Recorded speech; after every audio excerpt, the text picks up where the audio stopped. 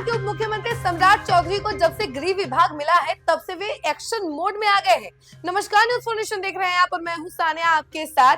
सम्राट चौधरी को जब से गृह विभाग मिला है वो तब से एक्शन मोड में नजर आ रहे हैं। अधिकारियों की बैठक बुला रहे हैं और बंद कमरे में टास्क देते हुए नजर आ रहे हैं। और इसी वजह से आपको बता दें कि बिहार के गृह मंत्री का एक तरीके से आवाज जो है अब पूरी तरीके से सुरक्षा से घिर गया है।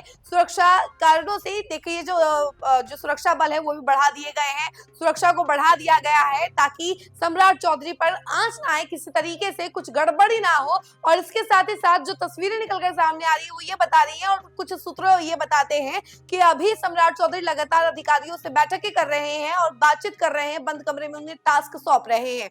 क्या कुछ बातें हो रही है इसके बारे में हम आपको जरा विस्तार से बताते हैं।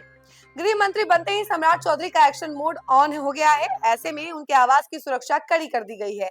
सुरक्षा कर्मी केवल उनको ही आवास पर जाने दे रहे हैं जिनका आने वाले लोगों की लिस्ट में पहले से नाम है। समर्थकों के साथ कंकड़बाग से मिलने आए एक डॉक्टर का लिस्ट में नाम नहीं होने के कारण उन्हें रोक दिया गया था।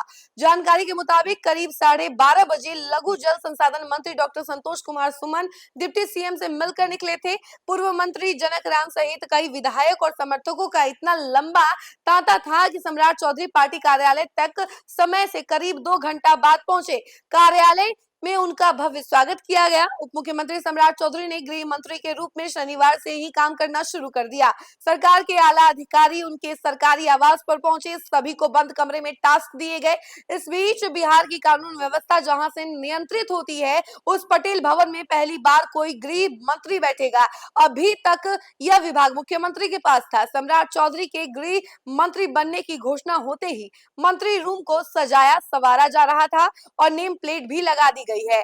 इसके अलावा सम्राट चौधरी ने बिहार से अपराधियों के सफाये पर भी कई बार खुलकर बातचीत की है, अपनी बात रखी है। उन्होंने कहा था कि बिहार के सुशासन ने वहां से अराजकता को हमेशा के लिए समाप्त किया है और इसके साथ ही उन्होंने कहा था कि बिहार अपराधियों के लिए नहीं है, यहाँ से अपराधियों को बाहर जाना होगा।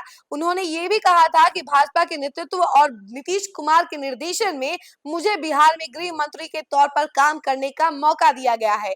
सम्राट चौधरी ने इस दौरान 7 दिन में कानून व्यवस्था और पब्लिक फ्रेंडली पुलिसिंग के मॉडल पर काम करने का भी बात कही थी और उसके अलावा काम शुरू कर दी गई है। गृह मंत्री ने कहा कि 5-7 दिन रुकिए, यहाँ एक भी अपराधी को नहीं रहने दिया जाएगा। अराजकता, जंगल राज समाप्त हो जाएगा और सुशासन लगातार स्थापित रहेगा। अपराधियों की अब खैर नहीं होगी। यानी कि सम्राट चौधरी जो है फुल एक्शन मोड में नजर आ रहे हैं। वैसे तो आपको पता ही होगा कि सम्राट चौधरी चुनाव से पहले भी जहां जहां जाते थे वो अपराधियों पर नकेल कसने की बात करते थे और अब जब से उन्हें गृह मंत्री बने हैं वो और गृह विभाग उन्हें मिला है तब से वो और भी ज्यादा एक्शन मोड में नजर आ रहे हैं। अधिकारियों को बुला रहे हैं, बैठकें कर रहे हैं और उन्हें टास्क सौंप रहे हैं और उनके सामने एक बड़ा चैलेंज भी है। उन्होंने कहा था कि 7 दिन के अंदर ही सभी अपराधियों को बाहर जाना होगा बिहार से, यानी कि बिहार में उनके लिए कोई भी जगह नहीं है और अपराधियों को भगा दिया जाएगा। तो कहीं ना कहीं ये भी कहा जा रहा है कि बिहार में योगी राज जो है यूपी का वो कहीं ना कहीं देखने को मिलेगा बिहार में भी। और बुलडोजर जो काल कह सकते हैं, बुलडोजर सरकार की बातें होती हैं तो वो सरकार की बातें जो है अब बिहार में भी होने लगी है जब से सम्राट चौधरी को गृह विभाग मिला है। और कहा जा रहा है कि अब बिहार में भी बुलडोजर चलेगा।